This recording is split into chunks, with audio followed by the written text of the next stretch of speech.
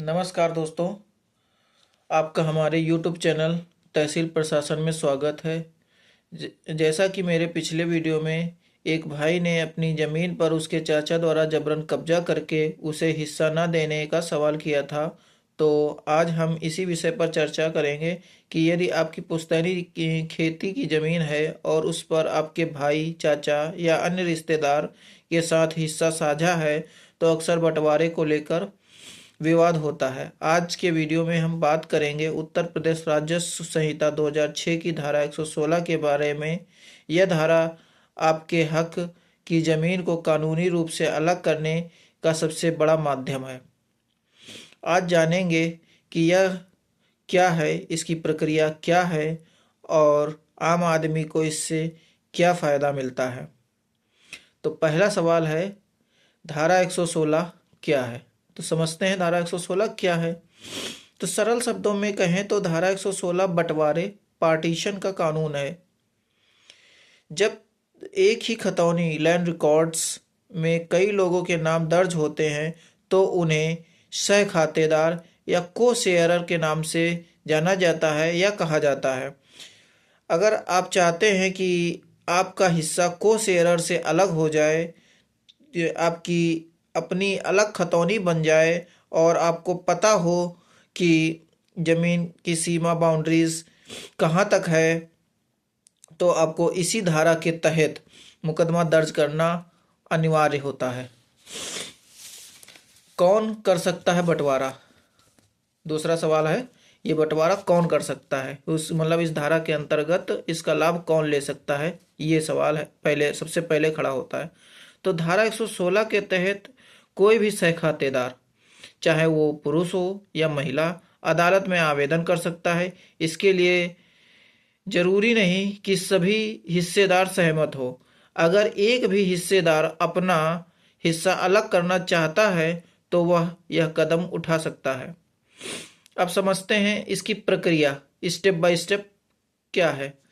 तो नंबर एक, सबसे पहले आपको उप जिलाधिकारी महोदय के न्यायालय में एक प्रार्थना पत्र देना होता है।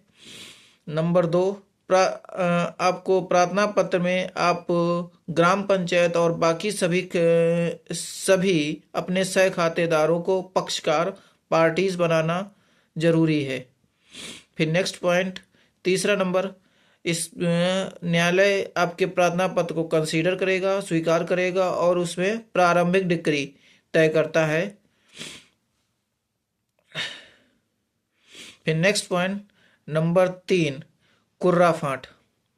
प्रारंभिक डिक्री जब तय हो जाती है तो न्यायालय आपके क्षेत्रीय लेखपाल को निर्देशित करेगा कि इसकी कुर्रा फाट आख्या तैयार करें।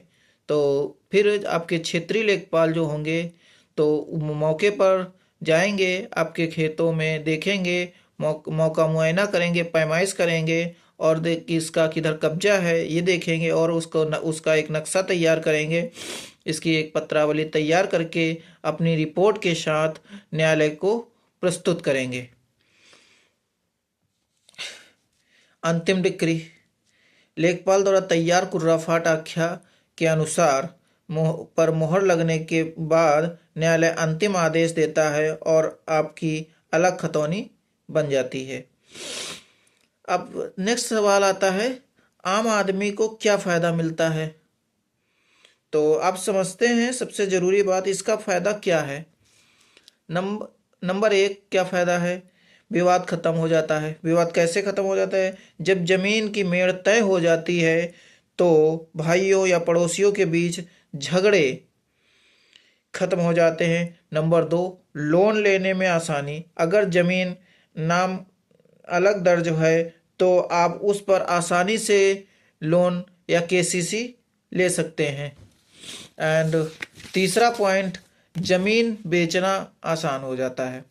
आपको अपना हिस्सा बेचने के लिए दूसरे के साइन या मर्जी की ज़रूरत नहीं होती है। एंड नेक्स्ट पॉइंट, मुआवजा। जब भी आपकी ज़मीन, आपके हिस्से की ज़मीन किसी सरकारी योजना में जाती है तो आपको मुआवजा आपके खाते में आसानी से मिल जाता है। तो दोस्तों, अगर आपकी ज़मीन भी साझा या सह खातेदार के रूप में है तो आप कानूनी रूप से अपना हिस्सा सुरक्षित करना चाहते हैं तो धारा 116 आपका काम बहुत आसान कर देगी।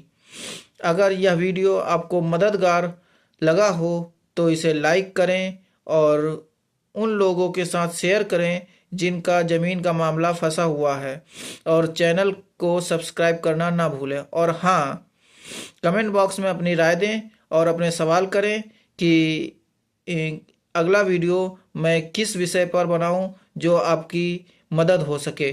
धन्यवाद।